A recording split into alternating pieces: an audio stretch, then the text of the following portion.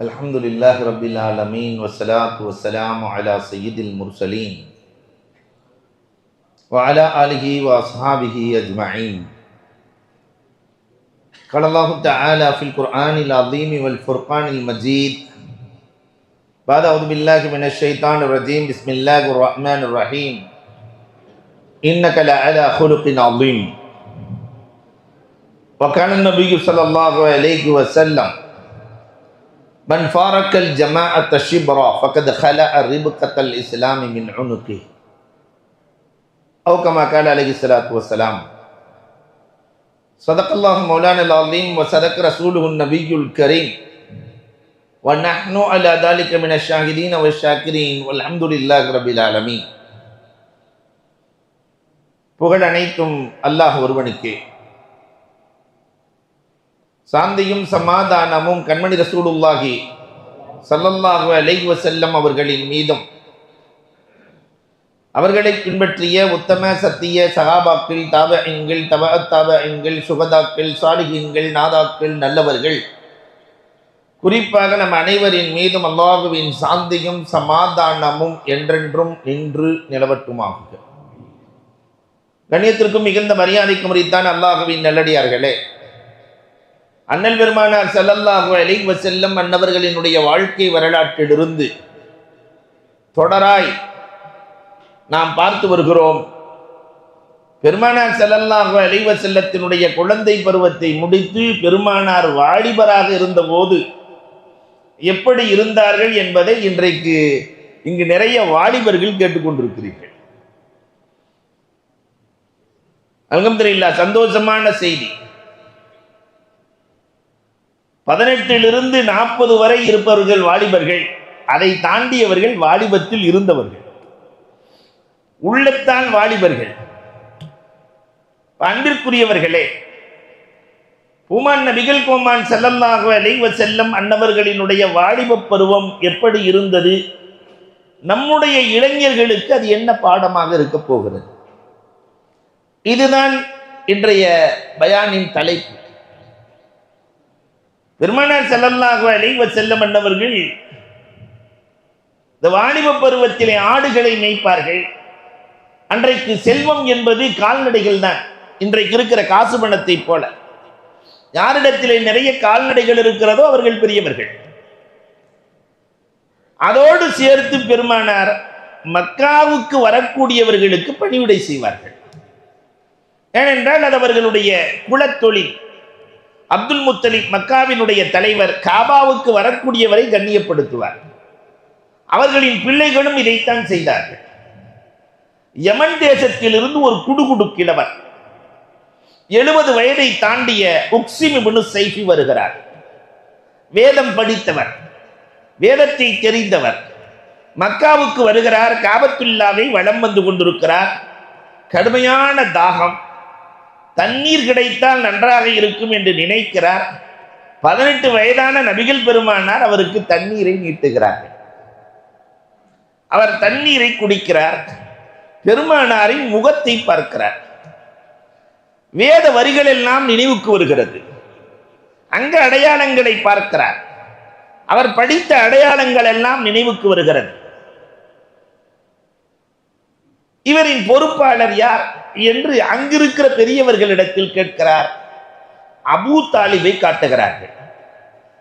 18 வயதான இந்த இளைஞருக்கு பொறுப்பாளி இவர்தான். நேர போனார் உக்ஸிம் இப்னு ஸைஃபி. அவருக்கு நீங்கள் யார் என்று கேட்டார். பெருமானாரை காட்டி, அந்த மனிதரை காட்டி, இளைஞனை காட்டி, அவருக்கு நீங்கள் யார்? தகப்பன் என்று சொல்லுகிறார்கள். நான் தான் அபு, நீங்கள் அபாக இருக்க முடியாது என்றார் உக்ஸிம் இப்னு ஸைஃபி. அப்ப எப்படி வேதம் படித்திருக்கிறார்? நீங்கள் அவருக்கு தந்தையாக இருக்க முடியாது, உண்மையை சொல்லுங்கள். நாங்கள் எப்பொழுதும் உண்மையைத்தான் சொல்லுவோம். அபூ தாலிப் சொல்லுகிறார், சிறிய தந்தையும் பெரிய தந்தையும் தந்தையின் ஸ்தானத்தில் இருப்பவர்கள், அதனால் தந்தை. அவருடைய தந்தை இறந்து விட்டார், அவரை வளர்க்கிற பொறுப்பை நான் ஏற்றிருக்கிறேன், அதனால் அவருக்கு தந்தை நான் தான். உக்ஸிம் இப்னு ஸைஃபி சொன்னார், உண்மைதான். அந்த இளைஞனை பற்றி எனக்கு தண்ணீர் கொடுத்தார், இந்த வாலிப பருவத்தில் அந்த இளைஞனை பற்றி உங்கள் கருத்து என்ன? இப்ப நம்ம அப்படி வர்றோம், தகப்பனாரிடத்திலே நம்மளை பத்தி, பையனை பத்தி உங்க கருத்து என்ன அப்படின்னு கேட்டா நிறைய கருத்துக்கள் முன் வரும். என் பையன் நல்லவன், என் பையன் வல்லவன் அப்படின்னு சொல்ற தகப்பனார் இன்றைக்கு குறைந்து போனார். ஏன்னா நம்முடைய நடத்தை எப்படி? அவன் வீட்டுக்கு 2 மணிக்கு வர்றான், உதவா கரையா போயிட்டான். சில தகப்பனார் எப்பயுமே நண்பர்களோடு சேர்ந்து ஊர் சுத்திக்கிட்டே இருக்கிறான். தாய் தகப்பன் பேச்சை கேட்கறதே இல்லை, நம்மை சட்டை செய்வதே இல்லை. சில பேர் எல்லாத்தையும் மொத்தமா சேர்த்து ஒரு கல்ல பெற்றிருக்கலாம், இதை பெற்றதுக்கு என்று பல்வேறு கோணங்களில் பேசுகிற போது இன்றைக்கு பேசுகிறோம். ஆனால் அந்த உக்சிமின் சைஃபி குடுகுடு கிழவர் அபூ தாலிபிடத்தில் கேட்கிறார், அதோ அவர் பெயர் என்ன? முஹம்மத். அவரை பற்றி என்ன நினைக்கிறீர்கள்? அவரை பற்றி உங்களின் கருத்து என்ன? தகப்பனார் சொன்ன வார்த்தை என்ன தெரியுமா? வளர்ப்பு தந்தை சொன்ன வார்த்தை, அக்ரமுல் கௌமி மவத்தா. சிறுவர் தான், ஆனால் சமூகத்தின் மீது அதிக அக்கறை கொண்டவர். நம்முடைய இளைஞர்களுக்கு அது ஒரு காலத்தில் இருந்தது. சமூக அக்கறை இஸ்லாமிய இளைஞனுக்கு உண்டு. ஆனால் அது இன்றைக்கு இயக்கங்களின் பேரில் மாறி போனது. அக்கறை இருக்கிறது, அக்ரமுல் கௌமி மவத்தா. அந்த அக்கறை எப்படி இருந்தது தெரியுமா? பெற்றோர்களையும் நேசித்து, பெரியோர்களையும் நேசித்து, சமூகத்தை நேசிக்கிற இளைஞன் அந்த இளைஞன். இன்னைக்கு நாம பெற்றோர்களை நேசித்து, பெரியோர்களை நேசித்து, சமூகத்தை நேசிக்கிற இளைஞர்களாக இருக்கிறோமா? கொஞ்சம் எண்ணி பார்க்க வேண்டும். தாய் தகப்பனுக்கு எதுவும் தெரியாது என்ற நிலைக்கு நாம் தள்ளப்பட்டு விட்டோம். பெரியவங்க 60 வயசுக்கு மேல இருக்கிற தாய் தகப்பனை இதெல்லாம் உதவாக்கரை, நமக்கு இருக்கிற நாலேஜ் இவர்களுக்கு இல்லை என்று நினைக்கிற இளைஞர்கள் அதிகரித்து வருகிறார்கள். நான் கண்டிருக்கிறேன், எங்க வீட்டிலேயே பார்த்திருக்கிறோம். 45-50 வயசுல தகப்பனாருக்கு 78-77 வயசு.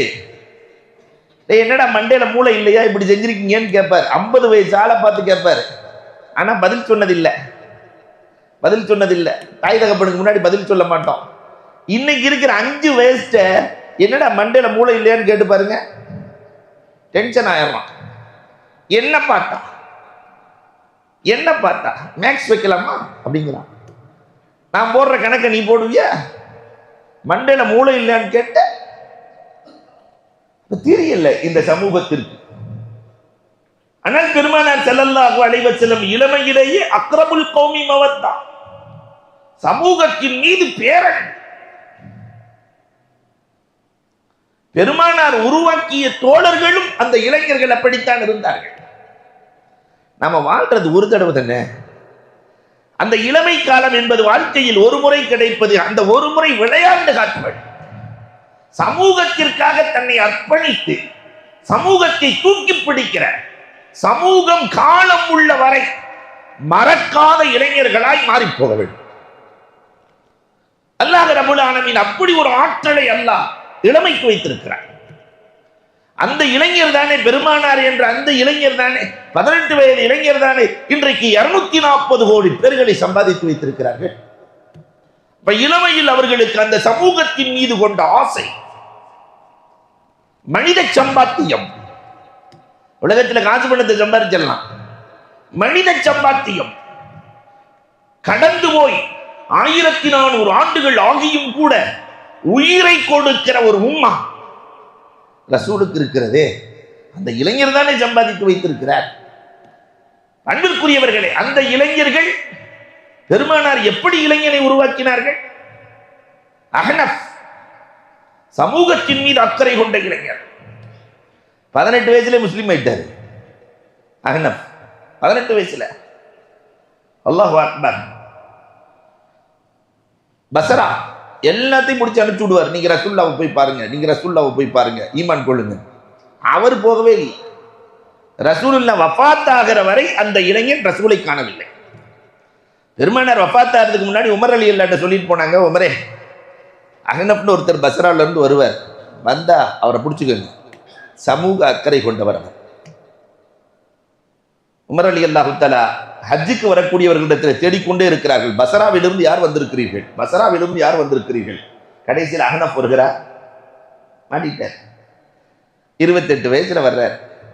18 வயசுல இஸ்லாம் ஆகி 28 வயசுல ஹஜ்ஜுக்கு வர்றாரு. பெருமானார் ஸல்லல்லாஹு அலைஹி வஸல்லம் இல்லை, உமர் ரலியல்லாஹு தஆலா பிடித்து வைத்துக் கொண்டார். ஒரு வருஷம் உமர் ரலியல்லாஹு கூட பம்பரமா சுத்துறார்.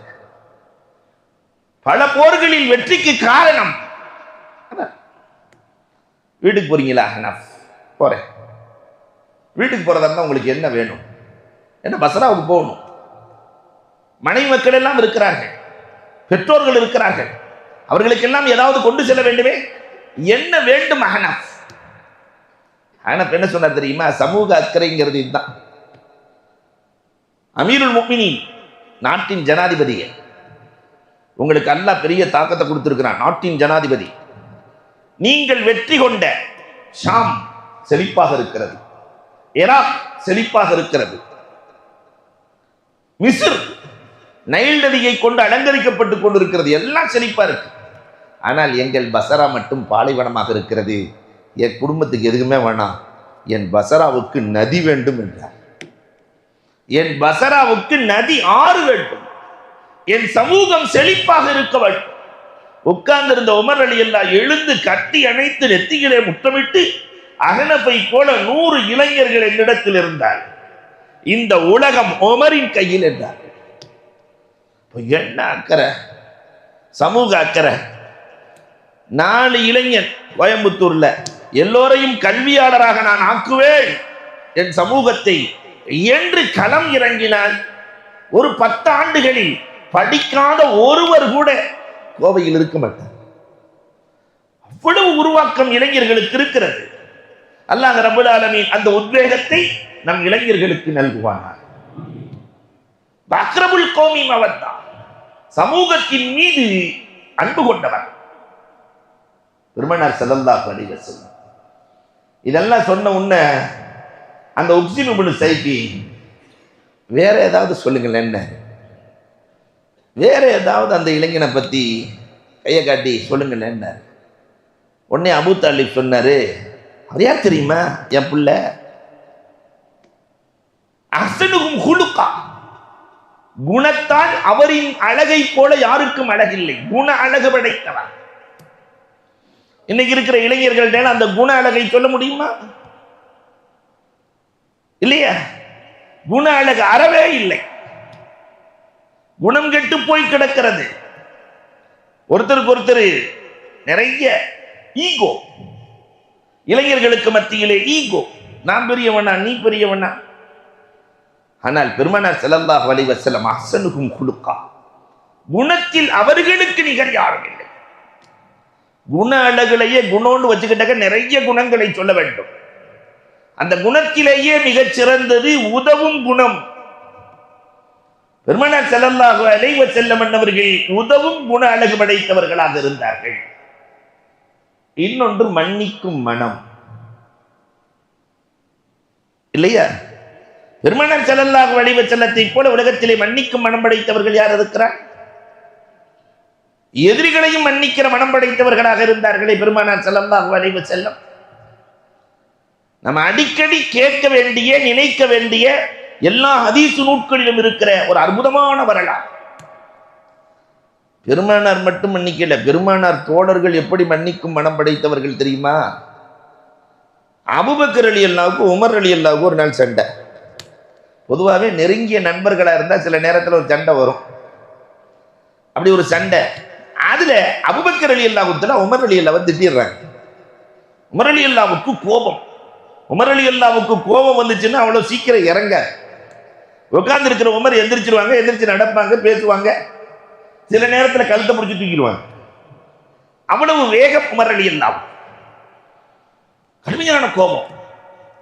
இதை உணர்ந்த அபூபக்கர் ரலியல்லாஹு தஆலா, அஃவன் யா அஹி, உமரே என்னை மன்னிச்சிருங்க, உமரே என்னை மன்னிச்சிருங்க. உமர் ரலியல்லாஹு மன்னிக்க தயாராக இல்லை. உட்கார்ந்து இருந்த உமர் எந்திரிச்சு நடக்கிறாங்க, பின்னாடியே அபூபக்கர் ரலியல்லாஹு மன்னிச்சிருங்க மன்னிச்சிருங்க மன்னிச்சிருங்கன்னு கேட்டே போறாங்க. வீட்டுக்குள்ளே நுழைந்த உமர் ரலியல்லாஹு கதவை தாட்டி கொண்டார். வெளியே நின்று அபூபக்கர் ரலியல்லாஹு தஆலா, அஸ்ஸலாமு அலைக்கும் யா உமர், என்னை மன்னிக்க கூடாதா? அஸ்ஸலாமு அலைக்கும் யா உமர், நம்ம மன்னிக்க கூடாதா?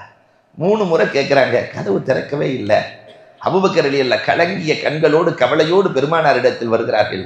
ரசூலே, நான் தப்பு செஞ்சுட்டேன், நான் மன்னிப்பு கேட்கிறேன், ஆனா என் சகோதரர் உமர் மன்னிக்காமே போயிட்டாங்க ரசூலே. இதற்கு இடையிலே உமர் ரலியல்லாஹு நினைத்து பார்க்கிறார்கள், அடடா நாம பெரிய தப்பு செஞ்சிட்டோம்.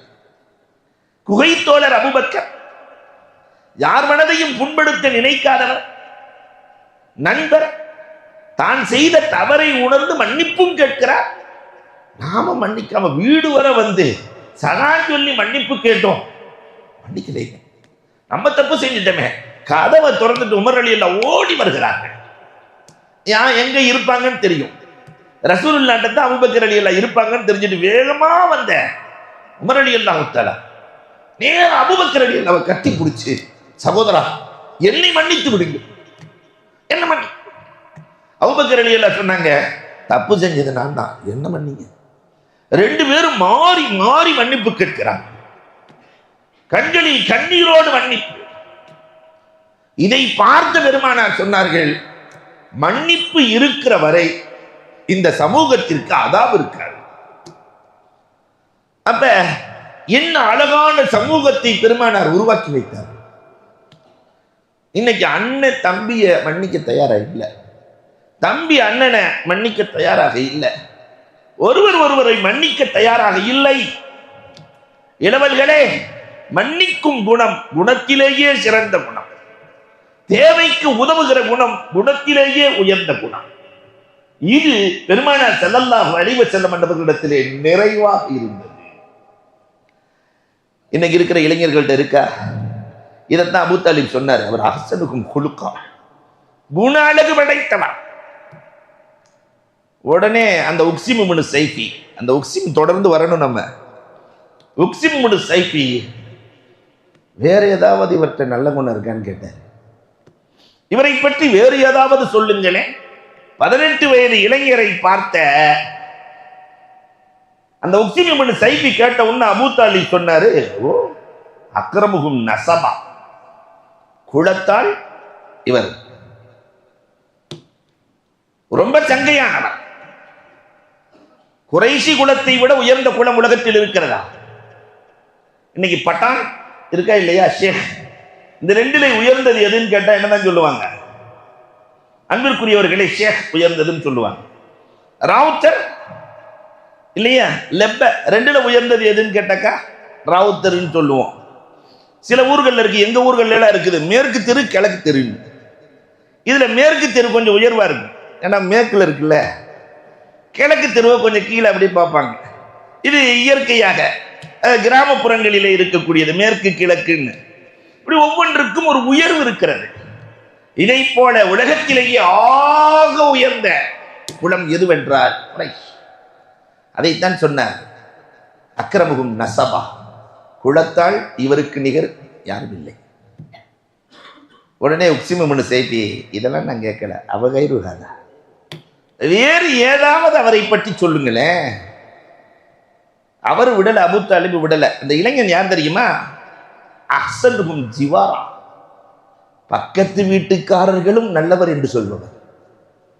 அஹ்ஸனுஹும் ஜிவார். இன்னைக்கு இது அறவே இல்லாம போயிடுச்சு நம்ம சமூகத்துல.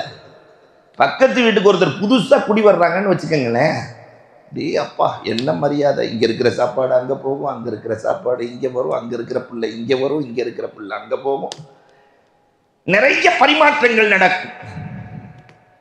அப்படி கொஞ்சம் காலம் கடந்துச்சுன்னு வச்சுக்கோங்களேன், அதுவே கசப்பாக மாறி அங்க இருக்கிற ஒரு முருங்கை மரத்து முருங்கைக்காய் இந்த வீட்டுக்குள்ள இருந்துச்சுன்னா அதை வெட்டுற வேகம் ஆளை வெட்டுற மாதிரி இருக்கும். முருங்கைக்காயை சும்மா லேசா பொடி தூக்கி போட்டலாம். ஆனா பக்கத்து வீடு பகை வீடாக, அண்டை வீடு சண்டை வீடாக மாறி போயிருக்கிற இந்த உலகத்தில் பெருமானார் ஸல்லல்லாஹு அலைஹி வஸல்லம் அஹ்ஸனுஹும் ஜிவாரா. சமீபத்திலே நமக்கே நடந்த ஒரு நிகழ்வையும் நான் நினைவுபடுத்துவேன். இந்த சேலத்துல பக்கத்து வீட்டுக்காரரை பத்தி ஒருத்தர் சொல்றார், அவரும் நம்ம முஸ்லீம் தான். வந்து இவர் சொல்லும் போது, ஹஜ்ரத், அல்லாஹ் பக்கத்து வீட்டில் ஒரு சைத்தானை வச்சுட்டான், சைத்தானை வச்சுட்டான். என்னங்க சொல்றீங்க? ஆனா ஒரே ஒரு வித்தியாசம், அது சலான் சொல்ற சைத்தான். எப்ப பார்த்தாலும் சலாம் மட்டும் சொல்லிடுவார். சலாம் சொல்ற சைத்தானை கொண்டு வந்து பக்கத்துல வச்சுட்டான். பெரிய தொல்லையா இருக்கு. வண்டியை நிறுத்தினா நிறுத்தக்கூடாதுங்கிறாரு, எட்டி பார்த்தா பார்க்க கூடாதுங்கிறாரு. பெரும் கஷ்டம். சொல்லி ஒரு 3-4 மாதம் அவரே வந்தார். ஹசரத், நான் பக்கத்து வீட்டை குறித்து தப்பா வளைங்க. என்னங்க சொல்றீங்க? 4 மாசம் வண்டிக்கு டியூ கட்டல. 4 மாதத்துக்கு பிறகு போய் டியூ கட்டலான்னு போனா அங்க ஒருத்தர் கட்டிட்டு போயிட்டாருன்னு சொன்னாங்க. யாருன்னு கேட்டா பக்கத்து வீட்டுக்காரர் சொன்னாங்க. நேர அவர்கிட்ட வந்து, எனக்காக ஏங்க டியூ கட்டினீங்க? இல்லை, நீங்க ஊர்ல இல்லை, 3 மாசத்துக்கு பின்னாடி வண்டியை சப்தி பண்ண வந்துட்டாங்க. இந்த வீட்டுக்காரர் வண்டி எடுத்துட்டு வந்தாரு, 3 மாசமா பணம் கட்டலைன்னு சொன்னாங்க. உடனே என் பக்கத்து வீட்டுக்காரர், பெருமானார் பக்கத்து வீட்டில் நல்லவன் தான், என்னிடத்தில் நல்லவன், அதனால் நான் டியூ கட்டிட்டேன். சரி, இந்த பணத்தை வச்சுக்கங்க, நான் உங்களுக்காக கட்டல, நான் அல்லாவுக்காக கட்டிட்டேன், பணம்லாம் வேணாம். உங்கள் கஷ்டத்தில் இந்த சகோதரன் பங்கெடுத்துக் கொண்டான் என்று நினைத்துக் கொள்ளுங்க, பங்கெடுத்தான் என்று நினைத்துக் கொள்ளுங்களேன்.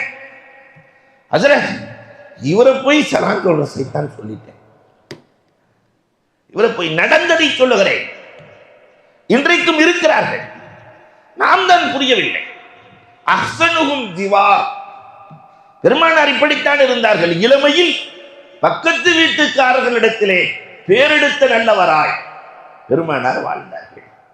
இந்த இளமையில் அப்படிதான் வாழணும். பக்கத்து வீட்டுக்கு என்ன தேவை பார்த்து பார்த்து செய்கிற பழக்கம் பெருமானார்.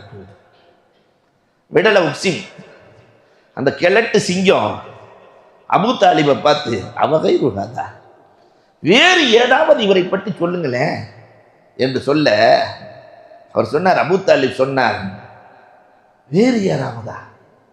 இவர் யார் தெரியுமா? அலமுகும் ஹில்மா, அலமுகும் ஹில்மா. அல்லாஹ் அக்பர்.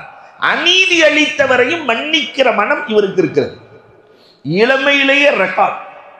தனக்கு தொல்லைகளை கொடுத்து கொண்டே இருக்கிறார்கள், தீங்களித்துக் கொண்டே இருக்கிறார்கள், ஆனால் இவர் நன்மையை செய்து கொண்டே இருக்கிறார்.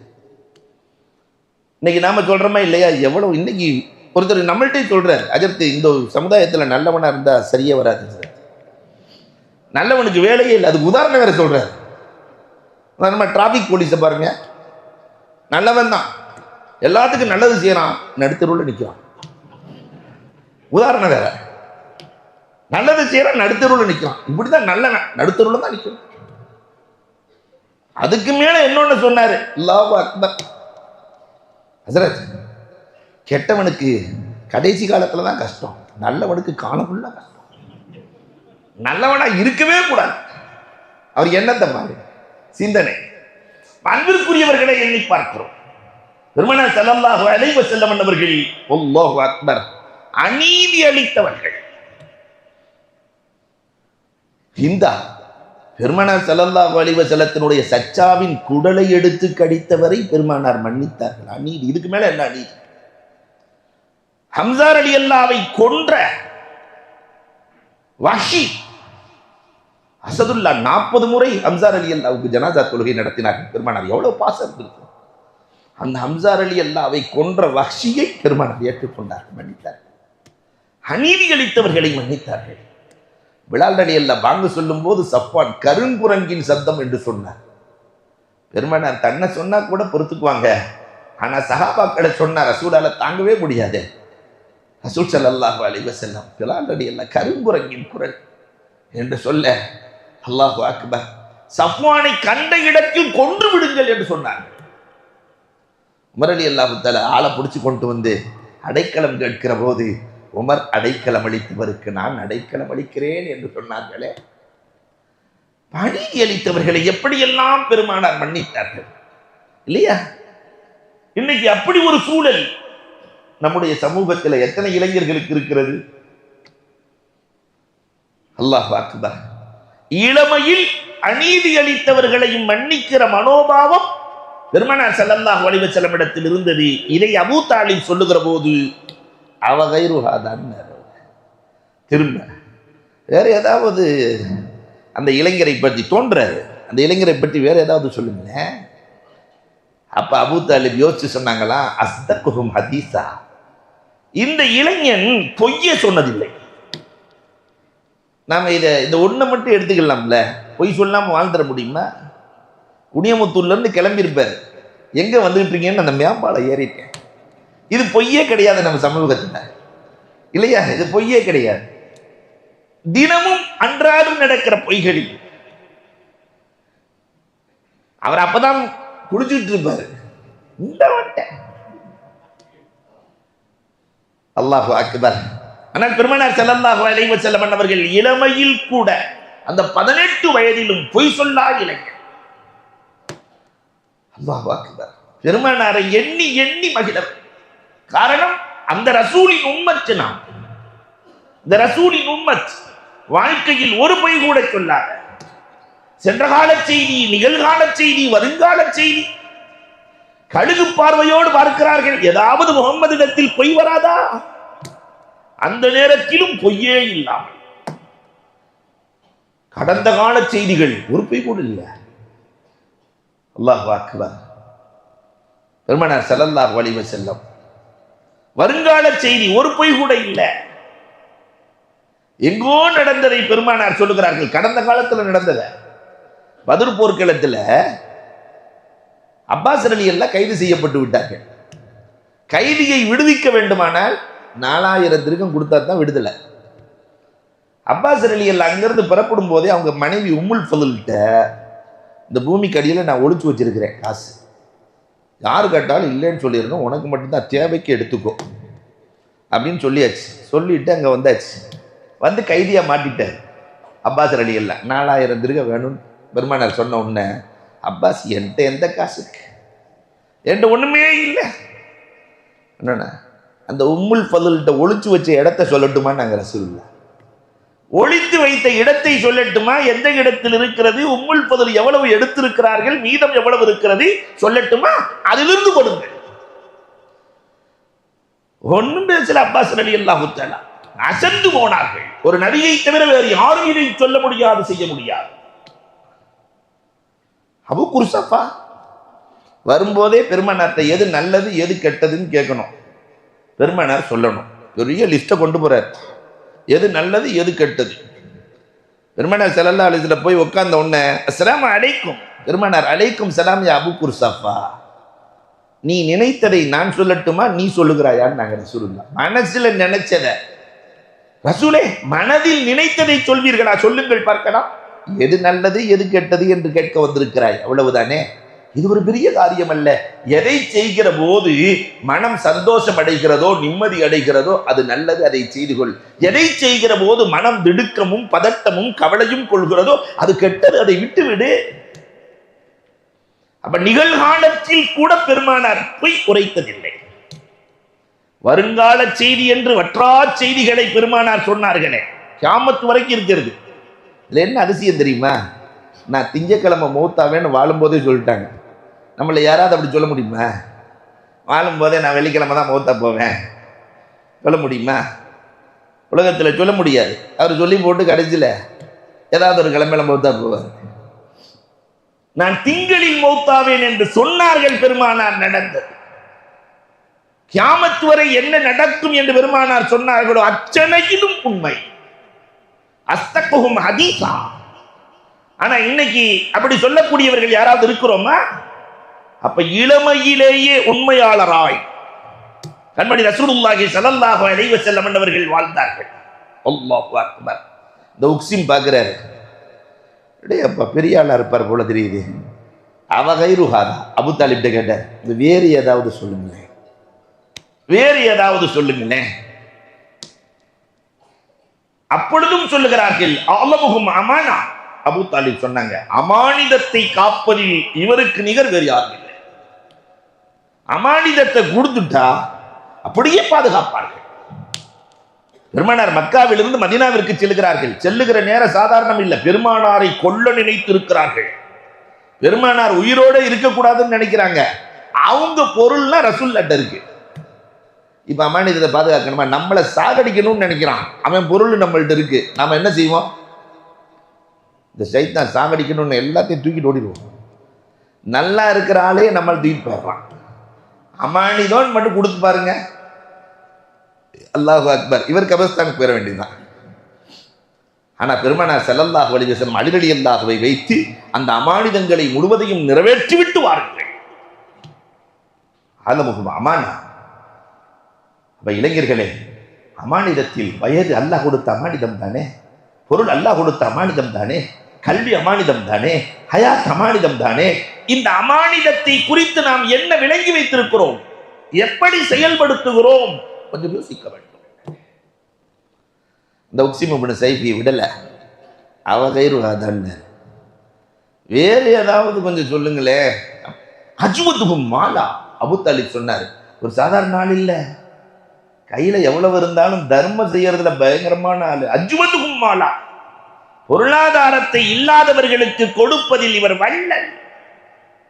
இந்த கொடுக்கும் குணம் உலகத்தில் அதுக்கு நிகர் எதுவுமே இல்லை. கொடுக்கும் குணத்துக்கு நிகர். அது அல்லாம ரூமி சொல்லும் போது ரொம்ப அழகா சொல்லுவார். இந்த உயிருக்கும் உடலுக்கும் சண்டை வந்துருச்சான். உயிர் உடலை பார்த்து சொல்லிச்சான், உயிர் உடலை பார்த்து, உன்னை நான் எத்தனை கிலோமீட்டர் தூக்கிட்டு போயிருக்கேன் தெரியுமா? உண்மையிலே அதுதானே, உயிர் இருக்கிறதுனால தான் நான் சேலத்திலேருந்து இங்கே வந்திருக்கிறேன் இல்லையா, கோத்தகிரிலேருந்து இங்கே வந்திருக்கிற ராஜியார். உயிர் இல்லாட்டி வர முடியுமா? வர முடியாது. அப்போ எவ்வளோ கிலோமீட்டர் நான் தூக்கிட்டு போயிருக்கேன் தெரியுமா? ஒவ்வொருத்தரும் அப்படி கொஞ்சம் ஃப்ளாஷ்பேக் போங்க. 5 லட்சம் கிலோமீட்டர் தூக்கிட்டு போயிருக்கோம், சில பேர்த்த 10 லட்சம் கிலோமீட்டர் தூக்கிட்டு போயிருக்கோம், சில பேர் 50 லட்சம் கிலோமீட்டர் தூக்கிட்டு போயிருக்கோம். அத்தனை லட்சம் கிலோமீட்டர் அந்த உயிர் உடம்பை பார்த்து சொன்னா, யாத்தினி உஜ்ரத்தி, எனக்கு கூலி கொடுன்னுச்சான். உனக்கு நான் இவ்வளோ வேலை செய்கிறேன்ல, நான் இருக்கிறதுனால தான் உனக்கு குழந்தை, நான் இருக்கிறதுனால தான் வியாபாரம், நான் இருக்கிறதுனால தான் உயிர் இருக்கிறதுனால தான் எல்லாம், அதனால கூலி வேணும். அப்போ உடம்பு கடிச்சான், உயிரை பார்த்து உனக்கு என்ன கூலி வேணும், உனக்கு என்ன கூலி? இல்லாதவருக்கு நீங்கள் கொடுக்கிற போதுதான் உயிரே, உடல் சொன்னது, உடலே இல்லாதவருக்கு கையில் கொடுக்கிற அந்த கூலிதான் உயிருக்கான உஜ்ரா, வாடகை. இல்லாத உங்க பள்ளிக்கூடத்தில் படிப்புக்கு காசு இல்லை, ஃபீஸ் இல்லைன்னு சொல்லும் போது ஒரு 15,000 ரூபாய் தூக்கி கொடுக்கும் போது அல்ல உள்ளத்துக்குள்ள ஒரு ஆனந்தம் போடுவான் பாருங்க, அதுதான் கூலி. அந்த அந்த சுகூன், அந்த சுகத்துக்கு நிகர் உலகத்தில் எதுவுமே இல்லை. இந்த கங்கா ஹாஸ்பிட்டல்ல நாமே கண்டிருக்கிறோம். ஒரு அம்மா அப்படி தூக்கிட்டு பிள்ளைய தூக்கிட்டு ஓடி வருது, கால் உடைஞ்சு போச்சு, 70,000 இருந்தால் தான் ஆப்ரேஷன். அப்போ ஒரு தாடி ஒரு தொப்பி வந்து 70,000 ரூபாய் அப்படி கையெழுத்து போட்டு செக் போட்டு கொடுத்தோன்னு அந்த அம்மா உருண்டு சுத்தி சுத்தி புகழுது, கடவுளுங்குது, என்னென்னவோ சொல்லுது, என்னென்னவோ சொல்லுது. கடைசியில் அவர் சொல்லிட்டு போனார், ஹசரத், இந்த சுகத்தை உலகத்தில் வேற எப்பயுமே நான் பார்த்ததில்லை, கண்டதே இல்லை. மன நிம்மதியா இருக்கு, சந்தோஷம். அஜ்வதுகும் மாலா, பெருமானாரும் இப்படித்தான், காற்றை விட அதிக கொடை. பஹ்ரைனில் இருந்து கனிமத் பொருள் வருகிறது. இமாம் புகாரி அறிவிக்கிறார்கள், பஹ்ரைனில் இருந்து கனிமத் பொருள் வருகிறது, எல்லோருக்கும் பிரித்து கொடுக்கிறார்கள் பெருமானார் ஸல்லல்லாஹு அலைஹி வஸல்லம். அதுல அப்பாஸ் ரலியல்லாஹு தஆலா ரசூலுல்லாஹ்வே தூக்கி கொடுத்து சொல்றாங்க, எல்லாத்தையும் எடுத்து வச்சு கொஞ்சம் தூக்கி விடுங்கன்னாங்க. அந்த வேலையெல்லாம் வேணாம், ஒன்னால முடிஞ்சதை எடுத்துட்டு போ. கொஞ்சம் கீழே போடுறாங்க, திருப்பி தூக்கி பார்க்குறாங்க, கீழே போடுறாங்க, தூக்கி பார்க்குறாங்க, கடைசியில் முடிஞ்ச அளவுக்கு எடுத்துட்டு போயிட்டாங்க. அந்த வரலாற்றிலே எழுதுகிறார்கள் புகாரி இமாம், எல்லோருக்கும் கொடுத்த நாயகம் தன் வீடு அருகிலேயே இருக்கிறது, ஒரு பேரித்தம்பழம் கூட ரசூலின் வீட்டுக்குள் நுழையவில்லை. அத்தனையும் கொடுத்து விட்டு கண்மணி ரசூலுல்லாஹி ஸல்லல்லாஹு அலைஹி வஸல்லம் வெறுமனே வீட்டுக்குள் நுழைந்தார்கள். அஜ்வதுகும் மாலா. அப்ப இளமையில் சம்பாதிக்கிற பொருள் முழுக்க தனக்குத்தான் என்ற எண்ணம் வந்து விடக்கூடாது. நிறைய ஐடி ஃபீல்ட்ல இருக்கிறவங்க, நான் நிறைய சம்பாதிக்கிறேன், என்ஜாய் பண்ணுவேன், ஜாலியா இருக்கணும், அவ்வளவுதான். இது கூட கொடுக்கிற உள்ளம் படைத்தவர்களாக இளமையில் மாற வேண்டும். உக்ஸிம் இப்னு ஸைஃபி விடல, அவ கைருஹாதான். வேற ஏதாவது கொஞ்சம் அந்த பத்தி கொஞ்சம் சொல்லுங்கண்ணே. அந்த 18 வயது இளைஞனே, அஷ்ரஃபுகும் லன்னா, இவர் யாரையும் கெட்டெண்ணத்தோடு பார்த்தது கூட இல்லை. அஷ்ரஃபுகும் லன்னா, யாரை பார்த்தாலும் இந்த இளைஞன் நல்லெண்ணத்தோடு பார்க்கிற இளைஞன். அல்லாஹ் அக்பர். நம்ம பார்வை ஃபுல்லா கெட்டெண்ணமா தானே இருக்கு. பார்த்தோன்னே இந்த முசீபத் பிடிச்சவன் மூஞ்சியில முடிச்சிட்டோமா, இன்னைக்கு விளங்காதுங்கிற இல்லையா? அப்ப இந்த நல்லெண்ணம் போயிடுச்சு. பெருமானார் ஸல்லல்லாஹு அலைஹி வஸல்லத்துக்கு எவ்வளவு பெரிய நல்லெண்ணம்னா, போர்க்களத்தில் எதிரியை கூட நல்லெண்ணத்தோடு பார்க்கிறார். ஹைபர் போர்க்களத்தில் ஷைபத் இப்னு உஸ்மான் பெருமானாரை வெட்டுறதுக்கு வாழை தூக்கிட்டார். பெருமானார் பின்னாடி வந்து வெட்டுறதுக்கு வாழ் வெட்ட போகிறார். ஜிப்ராயில் அலைஹிஸ்ஸலாம் ரசூலுல்லாஹ்வை திருப்பி விட்டாங்க. பெருமானாரினுடைய இடுப்பிலே உரைவாள் இருக்கிறது. எடுத்த 2 துண்டா போட்டலாம். எதிரி வெட்டுவதற்கு வாழ் ஓங்கிய எதிரி 2 துண்டா போட்டலாம். ஆனா அந்த எதிரிகிட்ட ரசூலுல்லாஹ் நடந்த முறை என்ன தெரியுமா? நெஞ்சில கை வச்சாங்களா ரசூலுல்லாஹ், அல்லாஹும்ம அஃபிர் லஹு வர்ஹம்ஹு வஹ்திஹி, அல்லாஹ் இவரை மன்னிப்பாயா. நபின்னு தெரியாம வெட்டுறதுக்கு வாழ் ஓங்கிட்டாரு, இவரின் மீது இறக்கப்படுறப்பே என் கையை அவரினுடைய இதயத்தில் வைத்து விட்டேன், அந்த இதயத்திற்கு ஹிதாயத்தை கொடுறப்பே. போர்க்களத்தில் எதிர் இடத்தில் பெருமானார் கொண்ட எண்ணம், அல்லாஹ் அக்பர். வாள் வெட்டுவதற்கு மேலே இருக்கிறது, உதடுகள் கலிமா உரைக்கிறது. இப்படி ஒரு மனுஷன் அஷஹது அல்லா இலாஹ இல்லல்லாஹ் அன்னக ரசூலுல்லாஹ் வெட்டுறதுக்கு வாள் மேல. ஆனா பெருமானார் இந்த துஆவை கேட்ட உடனே அவர் கலிமா சொல்லுகிறார். எல்லோரும் விபச்சாரி விபச்சாரி விபச்சாரி என்று சொன்ன இம்ராத்தி ஆமிதியா கல்லால் எரிந்து கொல்லப்படுகிற போது அவர்களின் ரத்தம் காலித் இப்னு வலீதின் மீது தெரிக்கிறது ரலியல்லாஹு அன்ஹு. ஒரு விபச்சாரியின் ரத்தம் தெரித்ததே என்று சொல்லுகிற போது பெருமானாரின் முகம் மாறியது. யாரை பார்த்து என்ன வார்த்தை? அந்த பெண்மணியினுடைய தௌபாவை பிரித்து கொடுத்தால் மதீனா முழுக்க கொடுக்கலாம். அல்லாஹு அக்பர். மதீனா முழுக்க பிரித்து கொடுக்கலாம் என்றால் பெருமானார் ஸல்லல்லாஹு அலைஹி வஸல்லம் எந்த அளவிற்கு உருவாக்கி வைத்திருந்தார். அஷ்ரஃபுல் லன்னா.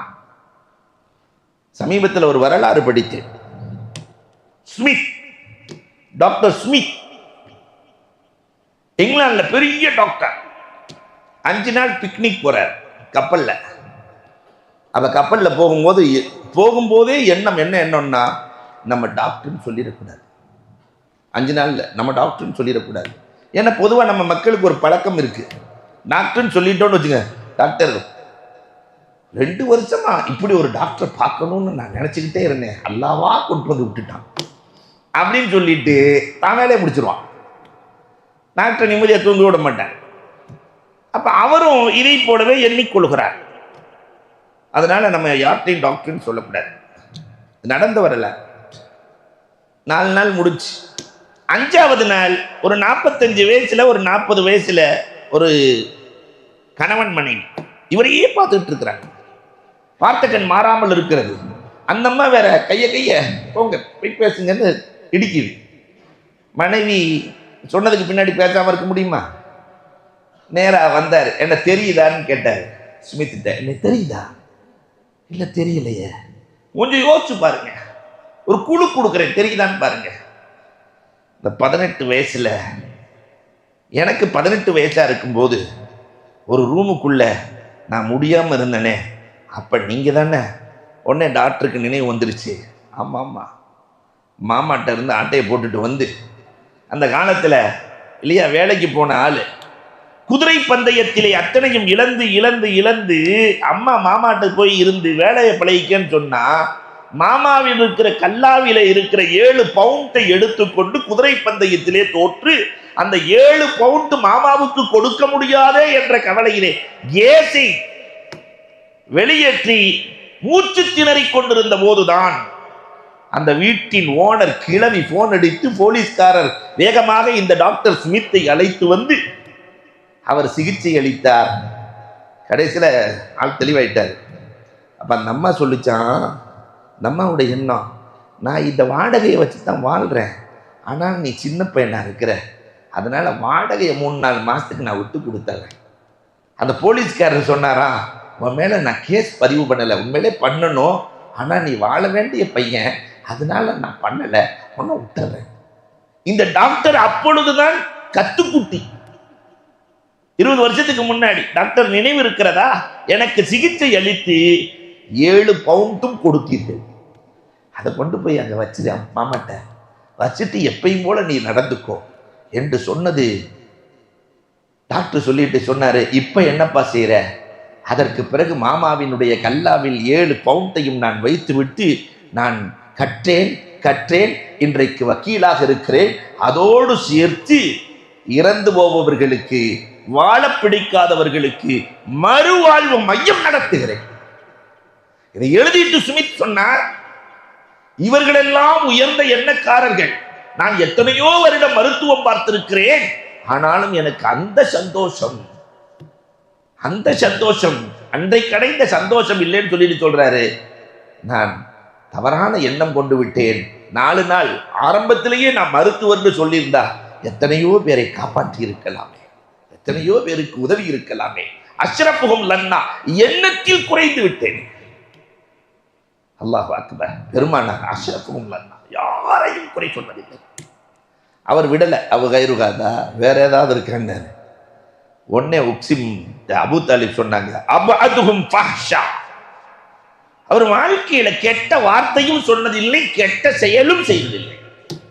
இன்னைக்கு இருக்கிற இளைஞர்கள் சொல்ல முடியுமா? செல்போனை கையில வச்சுக்கிட்டு, இல்லையா, எல்லாம் சேட்டிங் தான். சேட்டையிலேயே பெரிய சேட்டை சேட்டிங் சேட்டை. இதெல்லாம் கேட்டுட்டு கடைசியில் அவர் சொன்ன வார்த்தை அவகை ருஹாதா, வேறு ஏதாவது இருக்கிறதா என்று கேட்டார். அவர் என்ன சொன்னார்? அதற்கு பிறகு பெருமானார் ஸல்லல்லாஹு அலைஹி வஸல்லம் வாலிபத்தில் எப்படி மனமுடித்தார்கள், பெருமானாரின் வாழ்க்கை எப்படி இருந்தது என்பதை நாளை பார்க்கலாம். அல்லாஹ் கேட்டதின்படி அமல் செய்ய தௌஃபீக் செய்தருள்வானாக. அன்பிற்குரியவர்களே, சோதனையிலிருந்து விடுபட நிறைய கஷ்டங்கள், ஒவ்வொருத்தருக்கும் ஒவ்வொரு விதமான கஷ்டம். இந்த கஷ்டத்திலிருந்து விடுபடுவதற்கு பெருமானார் சொல்லி தந்த அழகான வழிமுறை, தவக்கல்து அலல் ஹய்யில் லதீ லா யமூத், தவக்கல்து அலல் ஹய்யில் லதீ லா யமூத் லம் யத்தஹிது வலதா வலம் யகுல் லஹு ஷரீகுன் ஃபில் முல்க் வலம் யகுல் லஹு வலியும் மினத் துல்லி வகப்பிர்ஹு தக்பீரா. சின்ன விஷயம் தான், 2 வரி. இதை காலம் முழுவதும் மனனம் செய்து கொள்ள வேண்டும். பெரும் பெரும் சோதனைகள் நம்மை தொடவே தொடாது. தவக்கல்து அலல் ஹய்யில் லதீ லா யமூத் லம் யத்தஹிது வலதா வலம் யகுல் லஹு ஷரீகுன் ஃபில் முல்கி வலம் யகுல் லஹு வலியும் மினத் துல் வகப்பிர்ஹு தக்பீரா. அல்லாஹு அக்பர். அல்லாஹ் ரப்பல் ஆலமீன் எல்லா சோதனைகளிலிருந்தும் நம்மை காப்பாற்றி அருள்வானாக. அல்ஹம்துலில்லாஹி ரப்பில் ஆலமீன். அல்லாஹும்ம ஸல்லி அலா ஸய்யிதினா நபியினா மௌலானா முஹம்மதின் வபாரிக் வஸல்லிம் அலைஹி. அல்லாஹும்ம அன்தஸ் ஸலாம் வ மின்கஸ் ஸலாம் வ இலைக யர்ஜுஉஸ் ஸலாம். தபாரக்த ரப்பனா வ தஆலைத வ தஅல்லம்த யா தல் ஜலாலி வல் இக்ராம். ரப்பனா ஆத்தினா ஃபித் துன்யா ஹஸனா வ ஃபில் ஆখিরাতি ஹஸனா வ கினா அஸாபன்னார். ஸல்லல்லாஹு தஆலா வ ஸல்லம அலா ஆখির ஹல்கிஹி ஸையிதினா முஹம்மதின் வ ஆலிஹி வ அஸ்ஹாபிஹி அஜ்மஈன். வல்ஹம்துலில்லாஹி ரப்பில் ஆலமீன். ஸல்லல்லாஹு அலா முஹம்மத் ஸல்லல்லாஹு அலைஹி வஸல்லம். ஸல்லல்லாஹு அலா முஹம்மத் ஸல்லல்லாஹு அலைஹி வஸல்லம். ஸல்லல்லாஹு அலா முஹம்மத் யா ரப்பி ஸல்லி வஸல்லிம்.